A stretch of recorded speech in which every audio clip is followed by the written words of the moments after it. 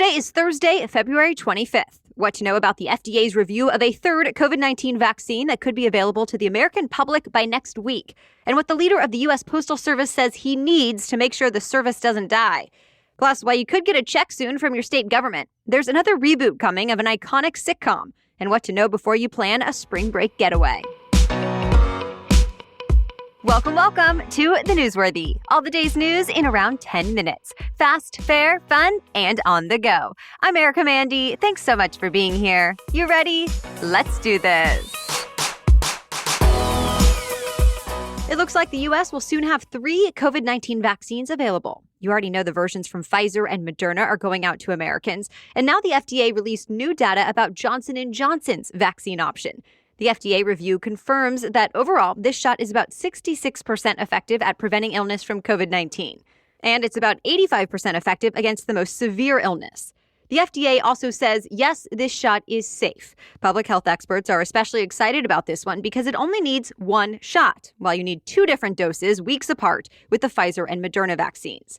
So what's the next step for this vaccine? A group of FDA advisors will be meeting tomorrow. They'll decide whether all this evidence is enough to officially recommend the shot. If they decide to give the green light, as expected, the FDA could authorize it as soon as Saturday. And Johnson & Johnson says it's ready to start sending millions of doses out next week. And speaking of COVID-19 vaccines, they're not just for wealthy countries anymore. Ghana just got about 600,000 doses through the worldwide initiative known as COVAX. Remember, the World Health Organization put COVAX together last fall as a way to make vaccine access around the world more equal. And it made its very first delivery this week. Eventually, the goal is to deliver 2 billion free doses of COVID-19 vaccines to 92 low- and middle-income countries this year. President Biden is undoing more immigration policies that former President Trump put in place. In one of them, Biden is rolling back a Trump order that banned certain green card applicants from coming into the U.S. Of course, green cards are one of the main ways foreigners get permission to live and work in the U.S. Well, Trump issued a pause on those green cards last year, though it was always supposed to be temporary. At the time, Trump said too many Americans were unemployed during the pandemic, so they should not have to compete with foreign workers in an already tough job market. But Biden argues American industries work best when they can use talent from all around the world. And some say the types of jobs immigrants typically go for don't compete much with American workers. Either way, people can now once again apply for green cards to live and work in the U.S. legally for the long term. New York's governor is accused of sexually harassing a woman who used to work for him. But the office of Governor Andrew Cuomo is calling the accusations, quote, quite simply false. Here's what we know so far. Lindsay Boylan, who used to work for Cuomo as an aide, wrote an online article accusing her former boss of kissing her against her will in 2018 and inviting her to play strip poker on a government plane the year prior. The governor's office put out a statement from 4 current and former officials who said they were on the flight she's talking about and it never happened. Other former workers have told media outlets conflicting reports about the governor's behavior in general. Some saying he would never cross the line, others saying he has occasionally made inappropriate remarks and has threatened political opponents. At this point, there are no charges or lawsuits against the governor for this. But it's been a tough month for Cuomo. He's also been facing criticism over reports his office covered up data about COVID-19 outbreaks in nursing homes in the state. To that, Governor Cuomo says he takes responsibility, but he also says the criticism has led to untrue rumors and toxic politics. To be continued. Congress is now thinking about a few new ways to fix recent problems at the U.S. Postal Service. The guy in charge, Postmaster General Louis DeJoy, told lawmakers the mail system is on what he called a death spiral. DeJoy testified saying the USPS is losing $10 billion a year, and that needs to change. He pointed to a few reasons for the losses. For example, fewer people are sending regular first-class mail. Also, it's costing more to pay retired postal employees pensions and offer them benefits. DeJoy says he's planning to release a new 10-year plan next month. We don't know exactly what's in it yet, but recent reports have said it includes slowing down first-class mail delivery. So instead of mail arriving in 3 to 5 days, it might be closer to 7. Already, a lot of Americans have been complaining about mail delays. Some people even say they're getting medications late. And DeJoy did apologize. He said he agrees it's unacceptable, and that's why he's hoping for some changes and asking Congress for help. Lawmakers say they'll at least consider it. Congress is still working on the next COVID-19 relief bill, and it could pass in the next month. But some states are apparently sick of waiting. Many have passed or are thinking about passing their own statewide packages to help people and businesses locally faster. For example, California's governor signed a relief package this week that includes $600 one-time payments for nearly 6 million people in that state. It also includes $2 billion for struggling businesses. On the other side of the country, Maryland's governor recently signed a bill with $300 direct payments in it, as well as sales tax relief for small businesses. And in Pennsylvania, the legislature passed a bill that gives struggling bars, restaurants, and hotels up to $50,000 in grant money. And that's just a few of them. Well, now some lawmakers in Washington, D.C. say this makes it clear state finances are stronger than expected, and it won't be necessary for Congress and the Biden administration to direct millions more to state and local governments. While others still say we have a long way to go before the economy really recovers from COVID-19. Either way, the U.S. House is set to vote on a nearly $2 trillion relief bill later this week, and the Senate would then take it up next. More news is coming up, but first, thanks to our sponsor, Ritual. Ritual's clean, vegan-friendly multivitamin is formulated with high-quality nutrients in bioavailable forms your body can actually use. And when choosing a prenatal vitamin, it was really important to me that I could trust the ingredients I was putting in my body every day. And that's why I love that you'll never find sugars, GMOs, major allergens, synthetic fillers, or artificial colorants when taking Ritual multivitamins. And yes, I switched from the regular women's multivitamin to the prenatal, and I trust Ritual for both. But they also have vitamins for men and teens. And each of their options is scientifically developed to help support those different life stages. Plus, it's convenient. Your multivitamins are delivered right to your door every month with free shipping always. And of course, you can start, snooze, or cancel your subscription anytime. So get key nutrients without wondering what's really in your vitamin. Ritual makes it clear and is now offering my listeners 10% off during your first 3 months. Just visit ritual.com/newsworthy to start your Ritual today. That's ritual.com/newsworthy to get 10% off during your first 3 months. Okay, now back to the news.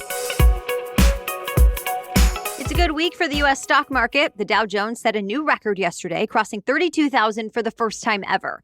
Eventually, it dipped a little, but still closed at another all-time high.